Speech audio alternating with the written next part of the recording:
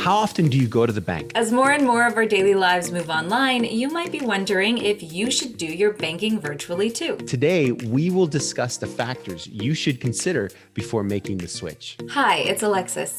And Erasmo. And this is TabuMoney. Welcome to TabuMoney. If you're new here, our goal is to help you achieve your vision of financial independence. We do so by breaking the taboo around money, by talking about building your money. Online versus traditional banking. Which one is better? With so many banking options out there, where you decide to do your banking will impact your financial life. So it's important that you don't just pick the next bank that comes along. You need to pick the right bank that meets your financial needs.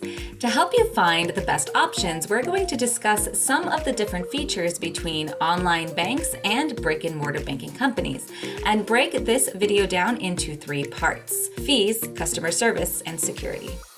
Fees. Online banks offer lower fees and higher interest rates. And you might be wondering why that is. Because online banks don't have physical locations, that means that they don't have high overhead costs associated with paying rent or utilities, etc. Alexis, I remember that when I was a kid, we would go to the bank, we would always get lollipops. I loved getting the grape lollipops.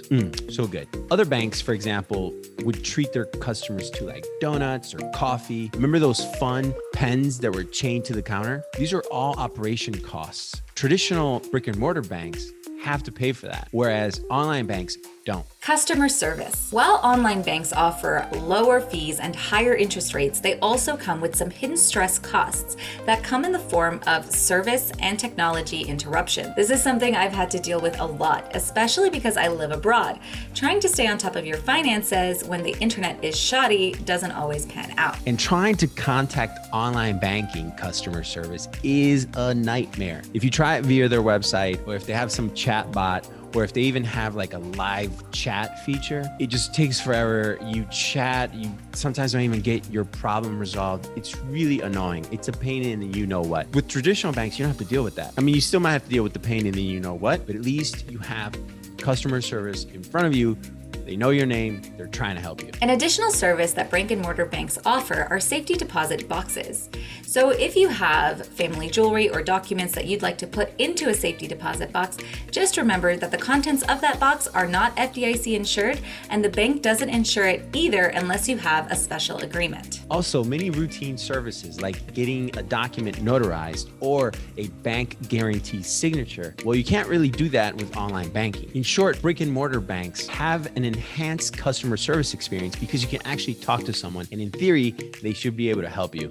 Security. Even though the act of physically handing money over to a cashier feels a lot safer than making the same transaction electronically, for many of us, online banking is more secure than traditional banking. For example, paying bills online can oftentimes be a lot more safe, and this is because instead of putting a check and sending it in the mail, where it could potentially get lost, you get to do it all within your control, and you can do it safely online as long as you take the appropriate precautions to protect your information. That said, many people are afraid that they can become victims of hackers, and although banks have improved their security, this is still a valid concern, Alexis. Bottom line, when it comes to security, your best bet is to take precautions online. Both online banks and traditional banks store your information in databases that could be hacked at any time. So either one could potentially be a security vulnerability. Instead of worrying about it, take the steps to protect your information and your data. And you can do this either by using a VPN or regularly monitoring your account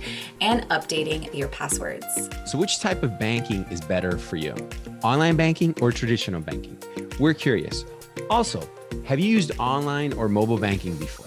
If yes, what did you use it for and why? And if no, what's stopping you? That's it for today's episode of TabuMoney. We invite you to be part of our community. We want to help folks just like you earn and learn about money.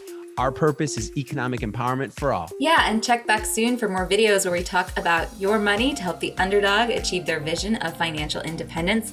Don't forget to like this video if you liked what we talked about here today, and subscribe to our channel. And don't forget to hit that notification bell so that you remain up to date when our latest video drops.